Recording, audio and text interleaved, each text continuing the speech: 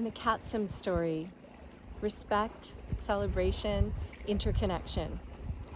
One thing to remember is to talk to the animals. If you do, they will talk back to you. But if you don't talk to the animals, they won't talk back to you. Then you won't understand. And when you don't understand, you will fear. And when you fear, you will destroy the animals. And if you destroy the animals, you will destroy yourself. Tsleil-Waututh Chief Dan George. Respect. Long before European visitors arrived in this part of the Salish Sea, the Squamish nation's drumming carried through the mist of Atl'ka7tsem. The rhythm of nature was everywhere. Mighty salmon fed upon plentiful herring, as did white-sided dolphin and orca. Squamish people existed as an integral part of this web of life, connecting through strands to the Great Whole, the Great Creator. The animals and trees spoke to the people who stood still long enough to hear the wisdom of the ages. Ancestral spirits were enveloped in all creation, all was one. The abundance of species in this natural system ebbed and flowed with the seasons. Squamish society existed, immersed within flourishing resiliency and complex connections between all levels of beings.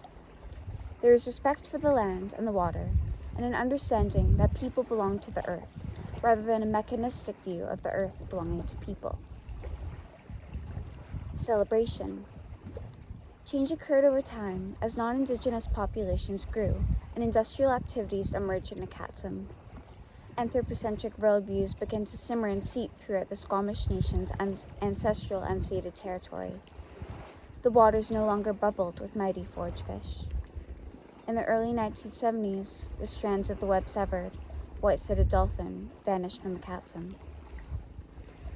My mom grew up in Atl'ka7tsem during this era marred by waning diversity and severed connections. Contaminants from multiple sources triggered harmful alterations to the natural systems. For Scanna, Part 1. It was Saturday, and that meant I was going with Dad to see her. Bundled up, I jumped in our 1967 Cortina. We were on our way.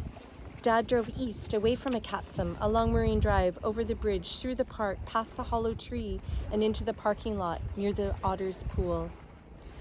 I remember how my little hand fit perfectly inside my dad's as I tugged to get him to move a bit faster.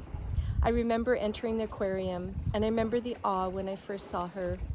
Scanna was so graceful and beautiful and smart. She swam and jumped just like I did in my dreams. I loved her. I wanted to be her. I did not know that my much admired friend was 4 years old when she was captured near Seattle and taken away from her southern resident K-pod. I did not know that whales like her lived in places like Atl'ka7tsem.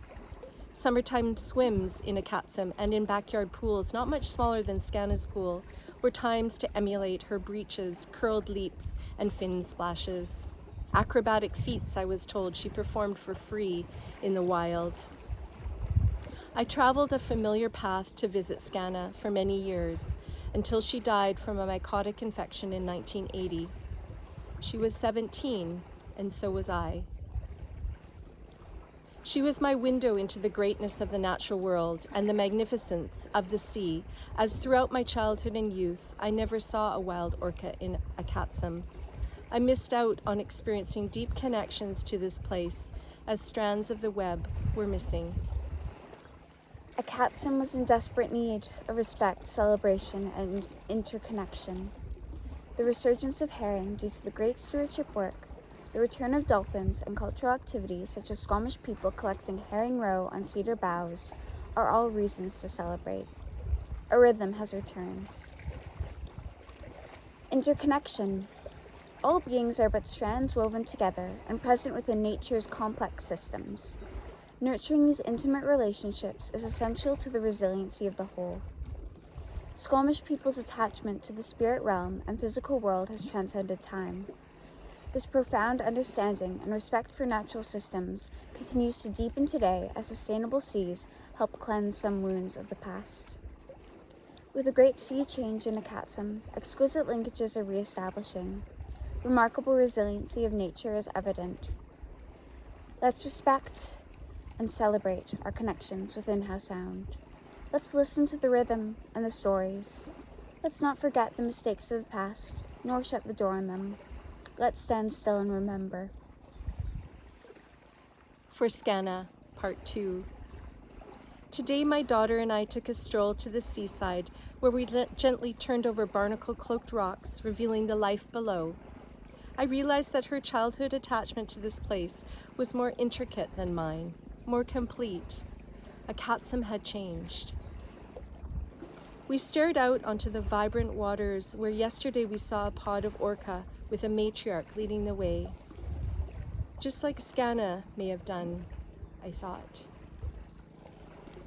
In that moment, as our hands fit perfectly entwined, our grass sticky from the fresh, salty air, I felt connected with my little one, with the blanketing breeze, with the timeless rhythm of the waves, and with the great whole. In that moment, I heard the drumming.